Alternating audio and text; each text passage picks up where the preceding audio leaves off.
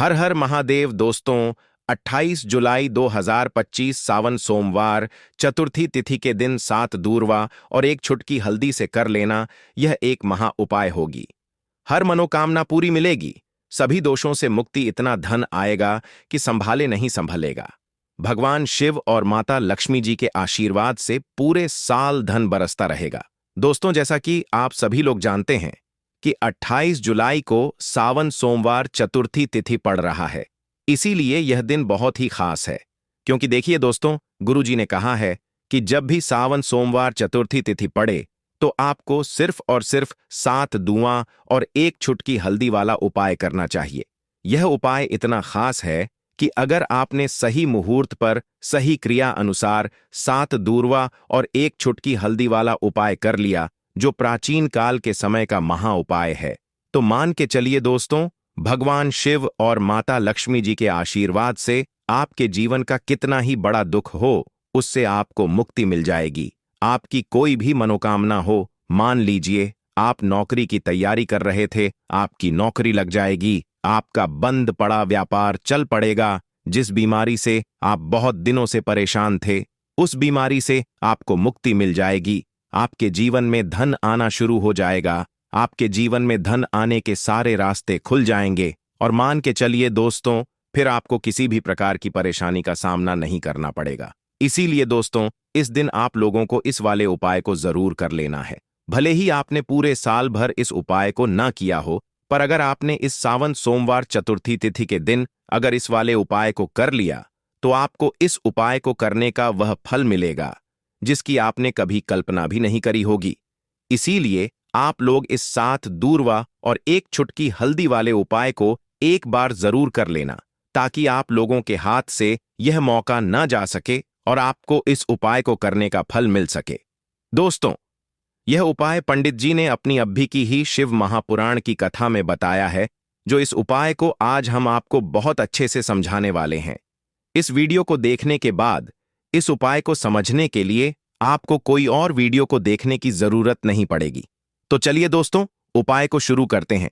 उससे पहले हे भगवान शिव, आपके इस वीडियो को जो भी लाइक और चैनल को सब्सक्राइब करें, उसके जीवन में कभी दुख दर्द मत आने देना।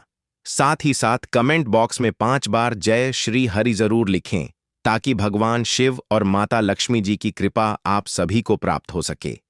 इसी के साथ मैं आप सभी को बता दूं कि आप लोग वीडियो को पूरा नहीं देखते हो, काट काट कर देखते हो और गलत गलत उपाय को कर लेते हो, तो आपसे निवेदन है कि वीडियो को पूरा जरूर देखें।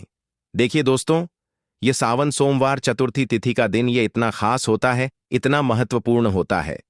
देखा गया है, कभी कभी बड़े बड़े पूजा पाठ अनुष्ठान से जो मनोकामना पूर्ण नहीं होते, वह सावन सोमवार चतुर्थी तिथि के दिन एक छोटे से उपाय करने से ही आपकी मनोकामना पूर्ण हो जाती है। और बहुत सारे लोगों ने इस उपाय को किया भी है और उनको इस उपाय को करने का फल भी जरूर मिला है। अगर आप लोग भी इस उपाय को करना चाहते हैं, तो आप इस उपाय को पहले अच्छे से समझ लेना, सुन लेना, उसके बाद करना। आपको इस उपाय का फल जरूर मिलेगा और इस उपाय को कर लेने से आपके घर में चाहे किसी भी प्रकार की दुख और समस्या क्यों ना चल रही हो, आपको उसका कारण भी नहीं पता है कि भाई यह समस्या किस कारण से चल रही है। उसका कुछ भी कारण हो सकता है, जैसे पितृदोष हो सकता है या किसी भी तरह का मंगल दोष भी हो सकता है। तो इस दिन आप लोगों को यह वाला उपाय कर लेना है। ये एक ऐसा उपाय है जिस उपाय को अगर किसी विशेष दिन पर किया जाए, तो भाई उस विशेष दिन का जो है वह तो हमें मिलता ही मिलता है। पर हमने उस दिन पर इस 7 दूर्वा और एक छुटकी हल्दी वाले उपाय को किया है, तो हमें उससे भी बड़ा फल मिलता है और फल बहुत जल्दी मिलता है, क्योंकि आप इस उपाय को बहुत ही बड़े और विशेष दिन पर कर रहे हो। तो चलिए अब उपाय के बारे में बात करते हैं, लेकिन उससे पहले आप लोगों को यह जानना आवश्यक है कि आखिर यह उपाय किस समय करना है, किसको करना है और कैसे करना है। तो चलिए हम आगे आपको वीडियो में एक एक करके बता देते हैं। तो दोस्तों, इस 7 दूर्वा और एक छुटकी हल्दी वाले उपाय को हमें इस सावन सोमवार चतुर्थी तिथि के दिन कैसे करना है, किसको करना है, किस समय करना है और कहां पर करना है, ये सारे सवालों के जवाब आपको इस वीडियो में मिल जाएंगे। और जो ये वीडियो देखेगा भाई, उसको 7 दूर्वा और एक छुटकी हल्दी वाला उपाय जरूर करना चाहिए, क्योंकि इस दिन शत्रुओं और किसी भी दोष, किसी भी बीमारी से मुक्ति पाने के लिए 7 दूर्वा और एक चुटकी हल्दी का बहुत ही बड़ा और विशेष महत्व होता है।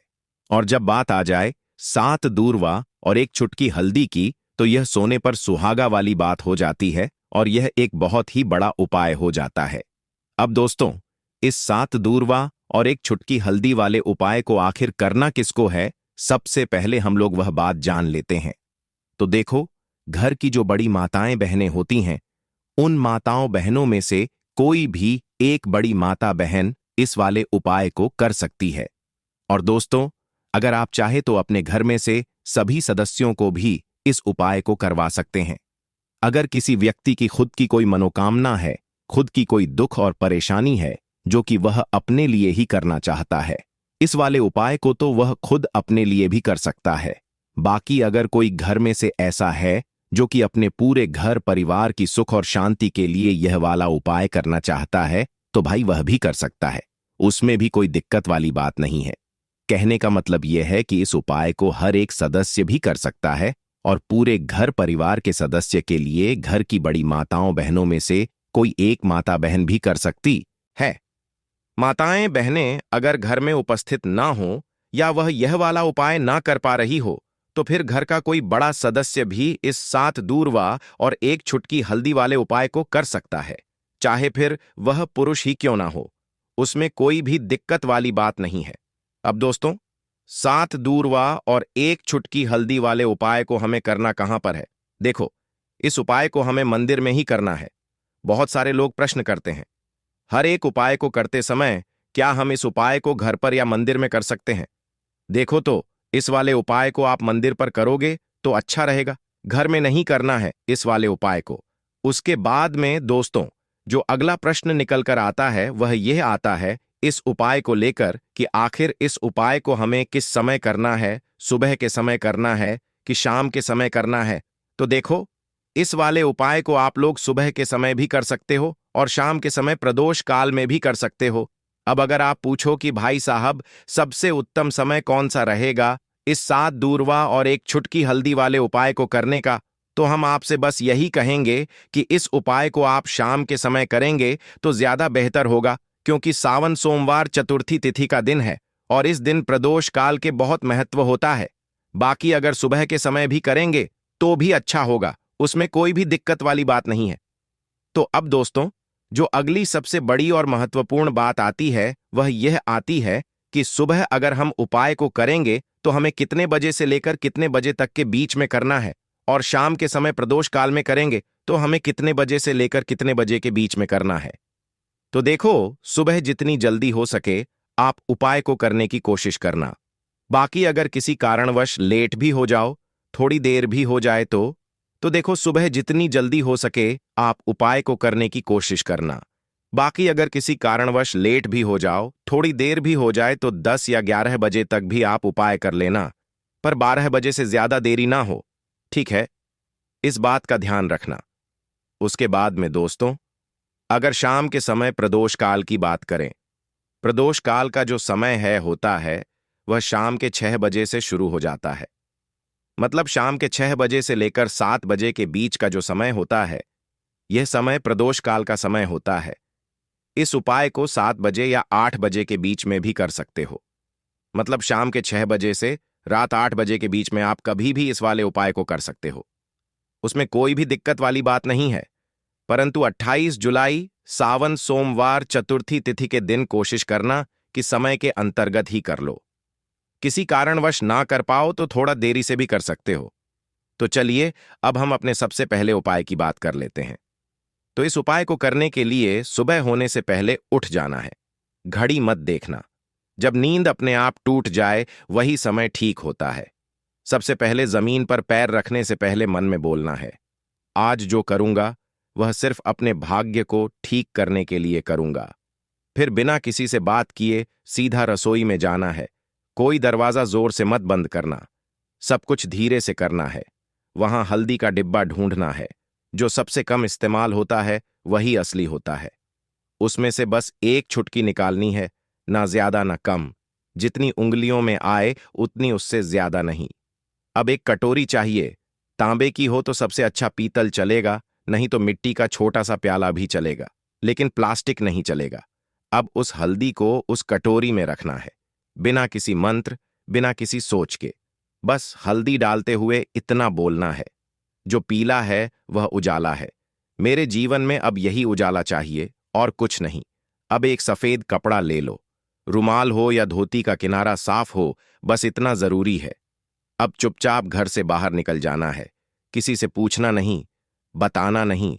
सीधे उस जगह जाना है जहां घास उगती हो, कोई मंदिर का पिछवाड़ा, कोई खाली मैदान, कोई तुलसी के पास की मिट्टी, कहीं भी जहां जमीन ने दूर्वा को जन्म दिया हो।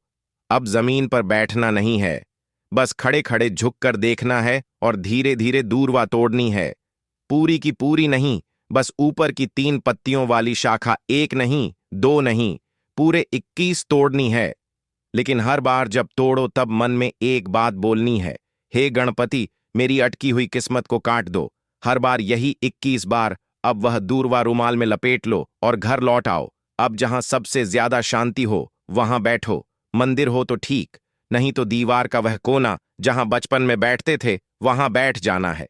अब कटोरी को अपने सामने रख देना है, दूर्वा खोलनी है और एक एक करके सारी दूर्वा उस हल्दी में डालनी है और हर बार मन में बोलना है, जो रुकावट है वह अब नहीं रहेगी।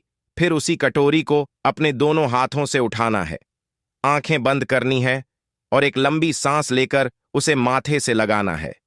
फिर बिना कुछ बोले, बिना कुछ मांगे, बस 5 मिनट तक मौन बैठना है। वह मौन ही सबसे बड़ी प्रार्थना है। अब उसी कटोरी में थोड़ा सा शुद्ध जल डालना है। अगर गंगा जल हो तो बहुत अच्छा, नहीं है तो भी चलेगा। पानी से हल्दी और दूर्वा भीग जाए, बस उतना।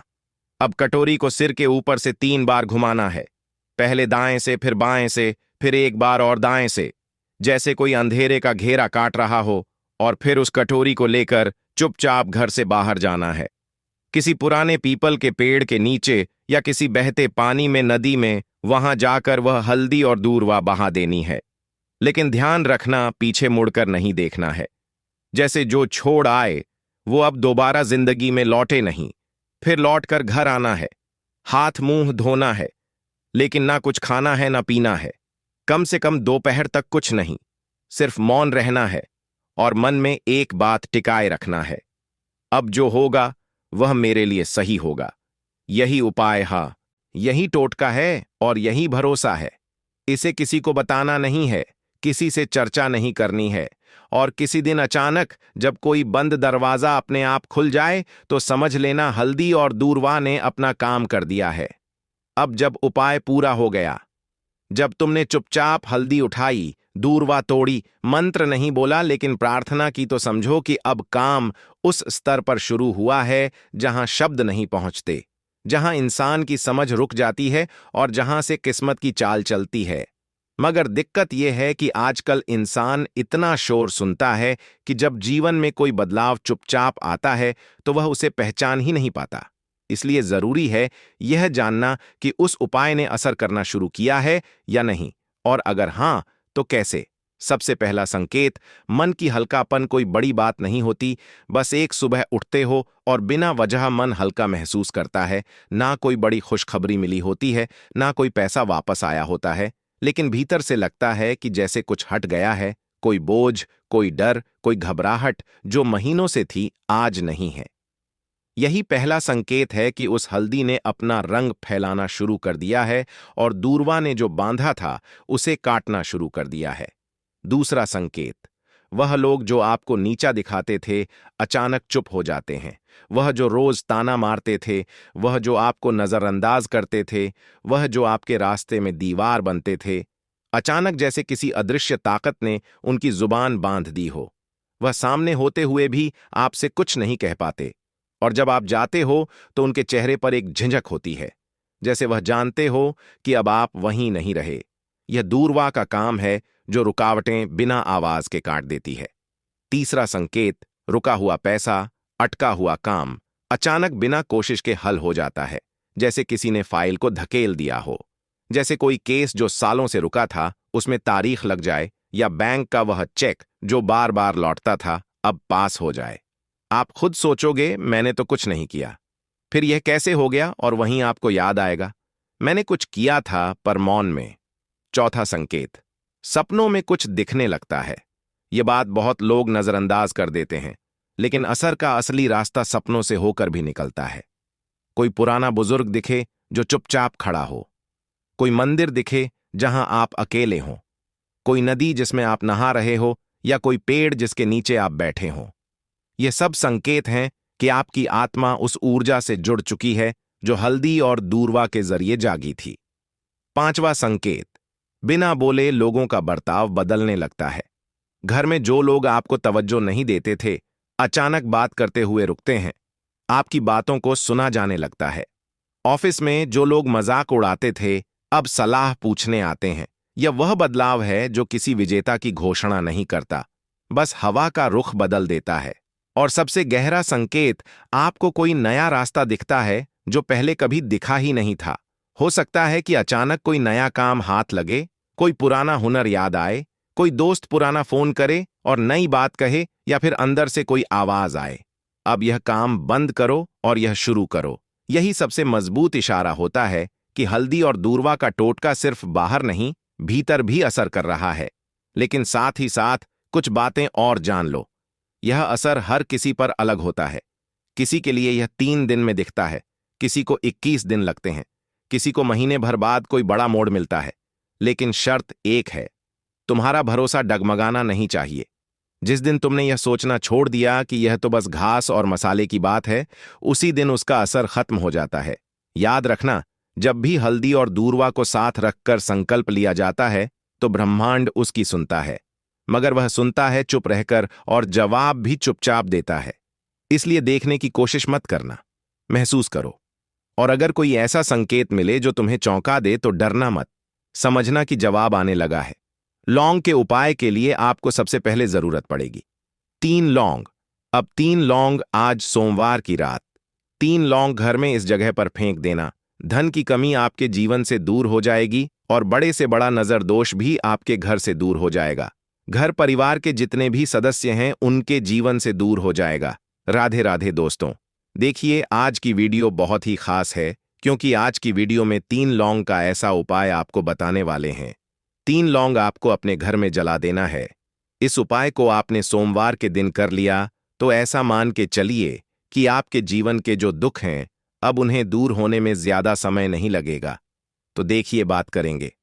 सबसे पहले, लौंग की लौंग जो होती है, पूजा पाठ हो गया। कोई भी हम बहुत बड़ी पूजा करते हैं या छोटी पूजा करते हैं, कोई भी चीज जब हम पूजा से रिलेटिव करते हैं, है ना, तो होता क्या है, हम उसमें लौंग जरूर लेते हैं। बजरंग बली का पूजन करते हैं, भगवान गणेश का पूजन करते हैं, महादेव का पूजन करते हैं, बजरंग बली का पूजन करते हैं।